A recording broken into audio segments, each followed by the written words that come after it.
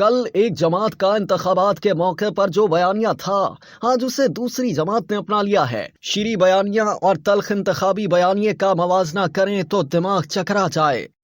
ملک میں ان دنوں انتخابی دنگل جاری ہے۔ سیاستدان بھانت بھانت کی بولیاں بول رہے ہیں۔ وہ اپنا بیانیہ عوام کو سنا اور سمجھا رہے ہیں۔ باتیں بظاہر عوام کے مفاد کی ہیں، لیکن زبان سیاست کی ہے۔ ماضی اور حال کا جائزہ لیں تو یوں محسوس ہوتا ہے کہ کل ایک جماعت کا انتخابات کے موقع پر جو بیانیہ تھا، آج اسے دوسری جماعت نے اپنا لیا ہے۔ پہلے انتخابی جلسے جلوسوں میں شرکت سے لوگوں کو سیاست اور سیاستدانوں کے بارے میں بہت سی نئی باتیں معلوم ہوتی تھیں۔ وہ ملک کو درپیش مسائل سے آگاہ ہوتے اور ان کے حل کے بارے میں مختلف سیاسی جماعتوں کا نقطہ نظر سننے کے بعد کسی امیدوار کو ووٹ دینے کے بارے میں اپنا ذہن بناتے تھے۔ اس طرح لوگوں کی سیاسی تربیت ہوتی اور ان کے سیاسی شعور کی سطح بلند ہوتی تھی۔ اب بہت سے افراد یہ کام گھر بیٹھ کر ذرائع ابلاغ کے ذریعے کرنا چاہتے ہیں، لیکن انتخابی جلسے جلوسوں والا لطف حاصل نہیں ہوتا۔ جلسے جلوسوں میں نئے نئے لوگوں سے ملاقات ہوتی ہے، ذاتی تعلقات کا دائرہ بڑھتا ہے، معاشرے کے مختلف طبقات کے میل ملاپ سے ہم آہنگی پیدا ہوتی ہے اور ہجوم اور گروہ قوم میں ڈھلتے ہیں۔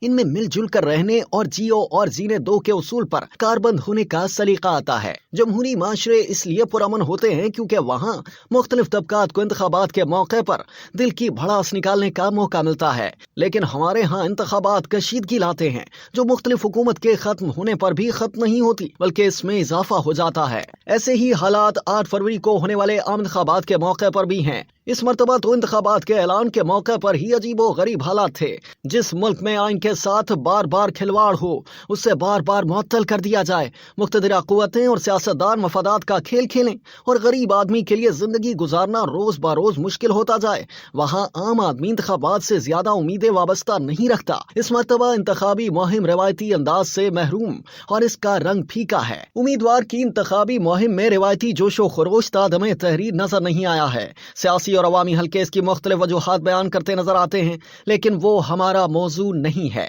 ہم تو یہ دیکھنا چاہ رہے ہیں کہ آج جو انتخابی بیانیہ کسی جماعت کا ہے، وہ کل کون سی جماعت زور و شور سے پیش کر رہی تھی۔ آپ نے شہباز شریف کا مشہور زمانہ پیٹ پھاڑ کر لوٹی ہوئی دولت نکالنے اور آصف علی زرداری کا گردن میں سے سریا نکالنے کا بیانیہ تو سنا ہوگا، لیکن اس کے بعد مفاہمت، میثاق جمہوریت اور میثاق معیشت کا بیانیہ بھی سنا ہوگا۔ پھر پی ڈی ایم بنانے، اس سے راہیں جدا کرنے اور پھر پی ٹی آئی کی حکومت گرانے کے لیے دوبارہ متحد ہونے، مل کر حکومت بنانے اور چلانے کا بیانیہ بھی سامنے آیا۔